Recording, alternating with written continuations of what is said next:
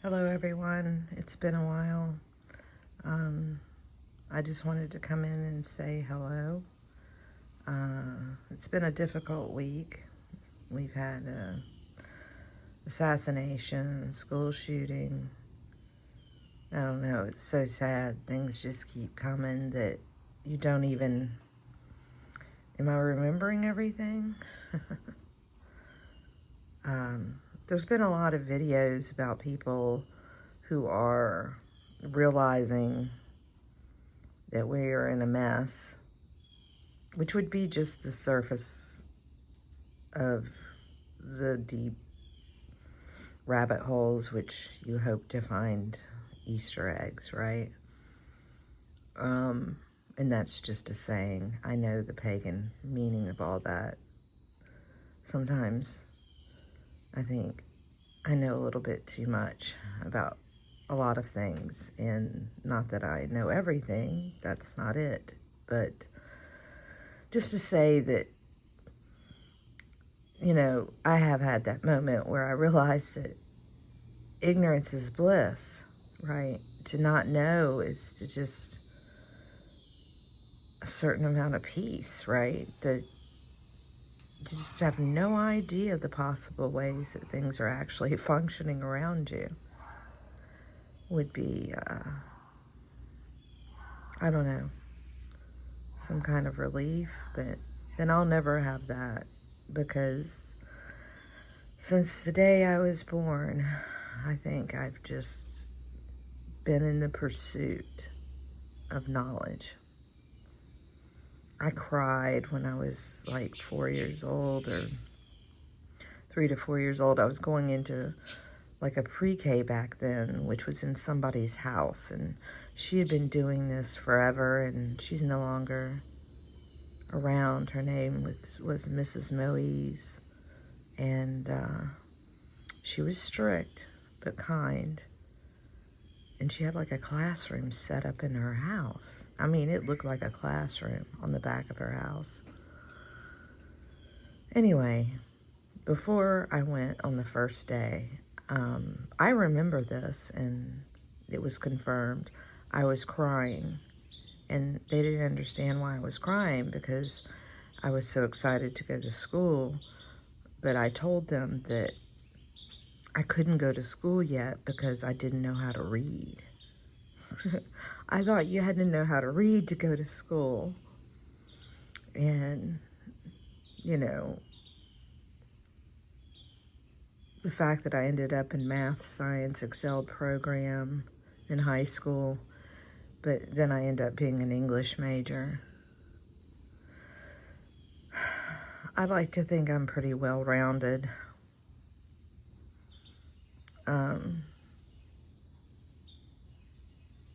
I'm glad that I understand how to read really well and comprehend, and I'm able to do the research needed, that if I don't understand something, I can go into it deeper and see if I can grasp it through other articles, other information, and talking to people and asking them to explain it to me. And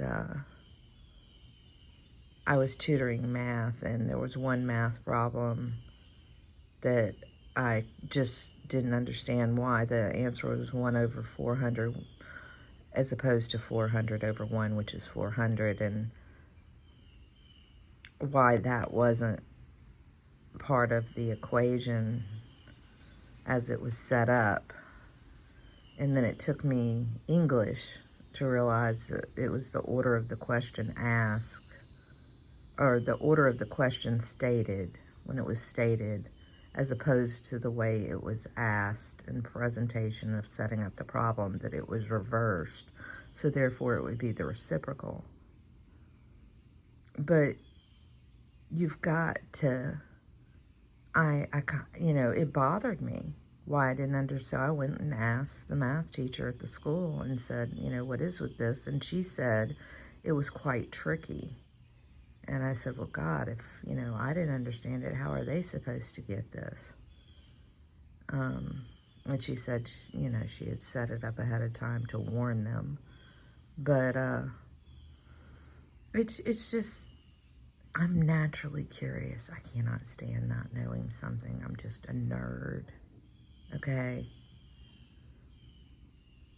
Knowing something I'm interested in, knowing something that I think matters, that sort of thing.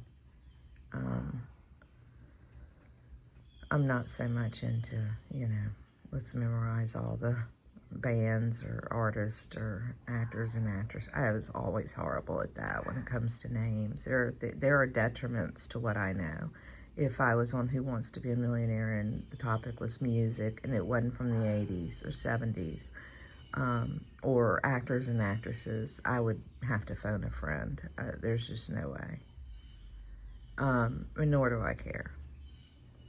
It's kind of like being in college and I made 100A on my first math test, and then I just kind of slid a little bit down from there as time went on. And my math professor, and I was tutoring the lower end math, and my math professor was so frustrated with me because he said I could do this, and I looked at him directly in his face. I said, I don't want to.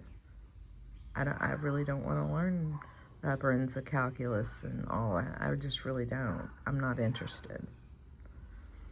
So I've been blessed with the ability to learn. And I'm sure there are things out there that I will never wrap my head around completely.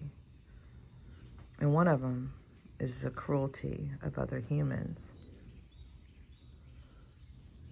And my only explanation for this is the oldest plot in history, which is good versus evil.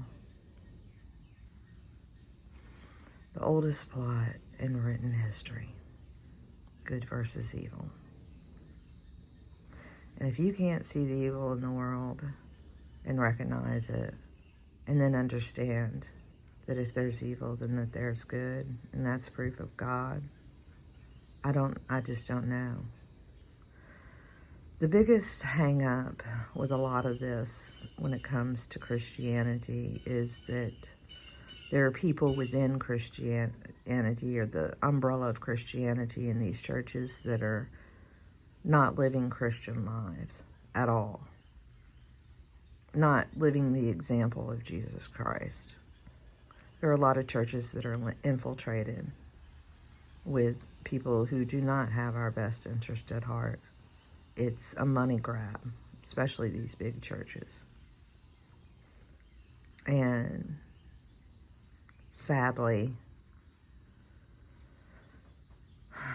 the ones who get to the top do so stepping on the ones under them, because that's the way the system's been set up. Because that's who's in charge. Not those who admire morality, decency, principles. They just want the feel good of the moment. They don't want to correct anything. They just want to put a Band-Aid on it and use it to their benefit somehow.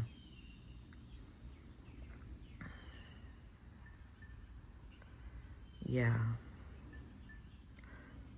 I don't know why God gifted me with the brain that I have, but I definitely had my shortcomings when it came to understanding human nature and that there is evil out there, because that evil is done in my participation, whether it be in a relationship with somebody, whatever, has been the undoing of a lot of the things in my life. A lot of bad periods of my life. And then I look at it sometimes in other ways and say, well, if I hadn't experienced these deaths, then I wouldn't understand when others speak of it. And that not everybody's guaranteed 100 years, and I should be honored to have known them. Or my son having a near-death experience after a horrendous car accident. Both my sons together, and the breakup of the marriage over it, seeing the power of alcohol over somebody, the demons that they carry with them. Here we are, even decades later. And the PTSD that I acquired after that. My son telling me that there is a heaven and that there are animals there. Knowing also that there's evil because he had run into that before then as a young boy. Just the amount of experiences I've had. My mother being a drug addict. My sister being gay. Just divorces. I mean, just thing after thing. My brothers and sisters, my stepbrothers and sisters being kidnapped, who were actually on milk cartons. So yes, some of them were real for 8 years. Just the amount of experiences I have had is phenomenal and sounds crazy. And a lot of it was crazy. But for some reason, I was supposed to experience it all and be sitting here over half a decade later. Half a decade. I was like 5 years old. Half a century later. And more of a believer in Jesus Christ and the Bible and my Creator today than ever before. Because I know all these things were not his fault. It was us. And it's the evil that's been running this world. And we've been lied to about a lot of things. And one of them is where we are in history. It's not 2025. They've erased things. They've used the script, the truth in the Bible against us. We are in the little season. We are in Revelation. But we're further on than what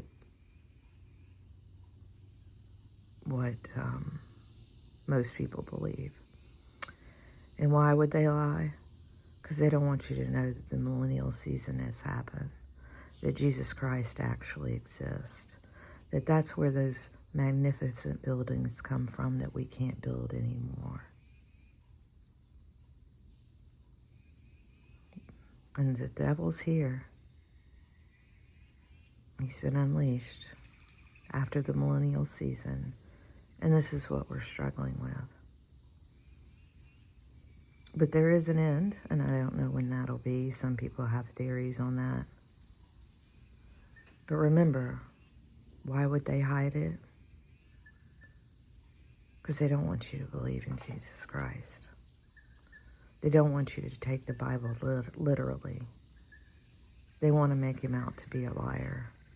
That when he says he's going to return soon to his people, that he is speaking to of the time and to go out and warn the 7 churches that he did come back soon. And it happened. And the man that killed him with the dagger when he was up on the cross, he said, I'm paraphrasing, that he would see him. Because it already happened. And the millennial season has taken place, and there's some evidence left, but they've done a pretty good job of destroying and hiding things. And I don't pretend to know what year we're in, but it's not 2025. There are others out there with theories who've spoken on this, and I've learned from. So, But the most important thing is your soul, and that's what they're after. No matter what happens, have faith, because eternity is a long time. Continue to do the right thing, no matter the cost, especially when it comes to children. Like turning in pedophiles, which I've done. Hang on to your faith. Wring the joy out of this life as much as you can and enjoy yourself. I'm going to see my granddaughter today.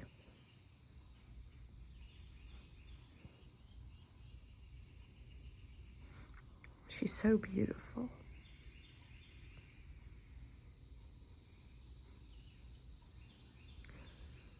That's what life is about. Hang on to it. And learn everything you can to polish your soul, to be worthy of existence. I'm honored to even exist, because Lord knows I've made some horrible mistakes.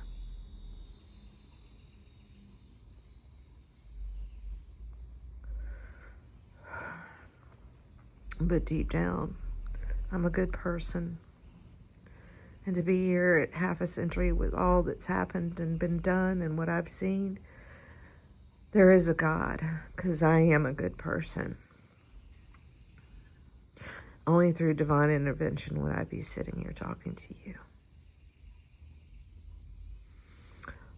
All credit to him.